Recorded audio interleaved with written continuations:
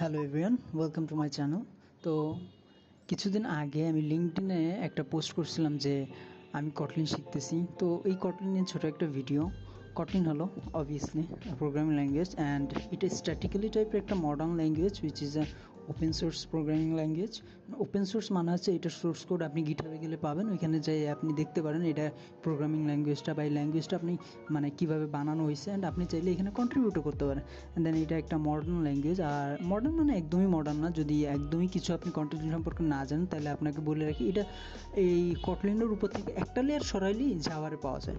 তো এখানে এখন কোশ্চেন আসতে পারে, আচ্ছা এটা কি জাভার একটা আপডেটেড ভার্সন? অ্যাকচুয়ালি না, ওইভাবে বলা যায় না। জাভা অ্যান্ড কটলিন দুইটা আলাদাই প্রোগ্রামিং ল্যাঙ্গুয়েজ, দুইটার আলাদা কম্পাইলার আছে, কিন্তু কানেকশন হচ্ছে এটা যে আপনার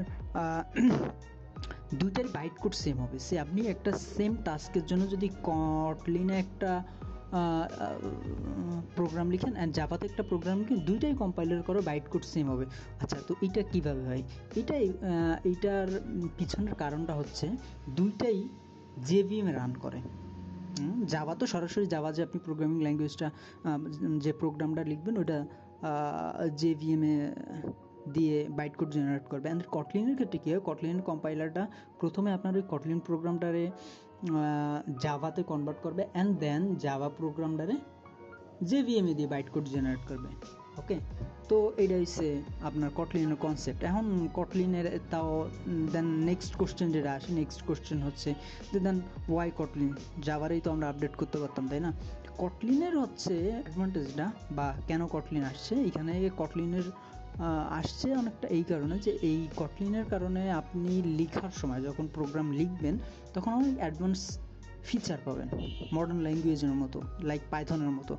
নাল সেফটি, দেন জাভা থেকে অনেক বয়লার প্লেট কোড রিডিউস করবে অ্যান্ড দেন অনেক ইন্টারেস্টিং ফিচার আছে, কোরুটিন, টাইপ ইনফারেন্স, অটোকাস্ট অ্যান্ড দেন এরকম আরও অনেক কিছু আছে। অ্যান্ড দেন আপনি এটা একটা ফাংশনাল ল্যাঙ্গুয়েজ, আপনি একটা ফাংশনের ভিতর প্যারামিটার হিসেবে পুরো একটা ফাংশন ধরে পাস করে দিতে পারবেন। তো এরকম প্রোগ্রামিং মানে প্রোগ্রামটা আপনি যখন লিখবেন তখন অনেক অ্যাডভান্টেজ পাবেন। অ্যান্ড দেন প্রোগ্রামটা যখন আপনি কম্পাইলার করবেন, যেহেতু এটা জেভিএমে রান করবে, জেভিএমে দিয়ে জাভার যে byte code same byte code generate করবে। তো আপনার প্রোগ্রামিং ল্যাঙ্গুয়েজ আপনার জাভাতে লেখা লাগতেছে না, জাভার বয়লার প্লেট কোড, নাল সেফটি ইস্যু, তারপরে নাল সেফটি ইস্যু থাকতেছে না, নাল সেফটি আছে, এইসব আপনি অ্যাডভান্টেজ লেখার সময় পাইতেছেন। অ্যান্ড কম্পাইল করার পরে জাভার সব ফিচার পাইতেছেন, লাইক মাল্টি প্ল্যাটফর্ম ক্যাপাবিলিটিস, যে জাভাতে যে বলে না কোড ওয়ান্স রান এনিওয়্যার, মানে একবার আপনি কোড লিখবেন অ্যান্ড দেন জাভা যে সব মেশিনে চলে সব মেশিনে চলবে, সব জায়গায় চলবে, ঠিক আছে? তো এইটা হচ্ছে কটলিনের মেইন কনসেপ্ট, বা এই প্রয়োজন থেকেই আসলে কটলিনের উদ্ভাবন করা হয়েছে। অ্যান্ড কটলিন ডেভেলপ করছে হচ্ছে জেটব্রেন্স, কটলিনের মালিকও জেটব্রেন্স। অ্যান্ড দেন কটলিন হয়েছে আপনার একটা স্ট্যাটিক্যালি টাইপড। তো statically typed and dynamically typed কি? তো আমরা বলছি স্ট্যাটিক্যালি টাইপ ল্যাঙ্গুয়েজ হচ্ছে কটলিন, মানে কটলিন স্ট্যাটিক্যালি টাইপড ল্যাঙ্গুয়েজ। তো আমরা বলছি যে স্ট্যাটিক টাইপ ল্যাঙ্গুয়েজে কী করা যায়, ভেরিয়েবল আপনি একবার যখন বলে দেবেন যে এইটা এই টাইপের ভেরিয়েবল, ওইটা টাইপ আর চেঞ্জ করা যায় না। তো আমি যেহেতু বলছি কটলিন একটা স্ট্যাটিক্যালি টাইপ ল্যাঙ্গুয়েজ, তো এটা আমরা একটু খাতা কলমে দেখার চেষ্টা করি। আমরা একটা কটলিন প্রোগ্রাম লিখবো, ফান একটা ভেরিয়েবল বানাবো, আমরা ভেরিয়েবল বানালাম নেম। ওকে, নাম দিলাম টম এটকিনসন। ওকে, এখন কটলিন হয়েছে আপনার এই কাস্টিংটা অটোমেটিক হয়। তো আমি যখন এই যে দুইটা কোটেশন দিয়ে কিছু একটা লিখছি, তার মানে এই বুঝে নিয়েছে যে এটা একটা স্ট্রিং, ঠিক আছে? এখন নেম তো স্ট্রিং, নেম স্ট্রিং হিসেবে ডিক্লেয়ার হয়ে গেছে, এটা ধরে নিয়েছে। এখন আমরা নেমের ভিতরে একটু অন্য টাইপের কিছু ডেটা অ্যাসাইন করার চেষ্টা করি। সে 200 দিলাম, 200 দিয়ে এটারে প্রিন্ট করলাম কি নেম। ওকে, এটা প্রিন্ট। এখন একটু বিল্ড দিয়ে দেখি কি হয়। আচ্ছা, বিল্ড দিয়ে দেখছি, এখন এখানে দেখা যাচ্ছে টাইপ মিসম্যাচড। তার মানে তুমি যে নেম যে ভেরিয়েবলটা ডিক্লেয়ার করছো, এটা ডিক্লেয়ারের সময় এখানে ডাবল কোটেশন দিয়ে অ্যাসাইন করছো একটা স্ট্রিং, তার মানে এটা অটোমেটিক স্ট্রিং হিসেবেই কাস্ট হয়েছে। এখন তুমি যদি এর ভিতরে কোনো ইন্টিজার ভ্যালু অ্যাসাইন করার চেষ্টা করো, এইটা মেনে নেওয়া হবে না। এইটাই হয়েছে স্ট্যাটিক্যালি টাইপ ল্যাঙ্গুয়েজের বৈশিষ্ট্য, ঠিক আছে।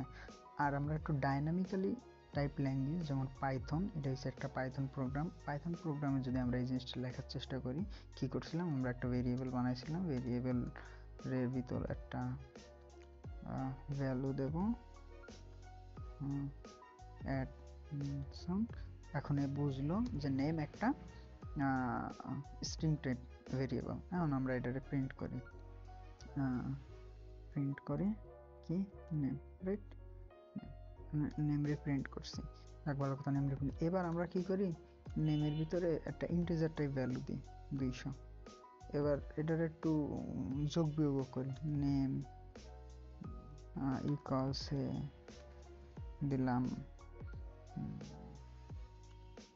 নেমের সাথে 200 যোগ করে দিলাম, 200 যোগ করে দিয়ে আবার একটু প্রিন্ট করার চেষ্টা করি, আমরা 2বার প্রিন্ট করছি, ওকে। এখন আমরা এটার বিল্ড দিই, দেখি এখন এটারও যদি আমরা বিল্ড দিই, তাহলে দেখেন সেম ভেরিয়েবল, কিন্তু এটার নামও নেম, এটার নামও নেম, এটার নামও নেম, এটার নামও নেম, কিন্তু এখানে প্রিন্ট করছে বাবা যেমন 2টা ভ্যালু।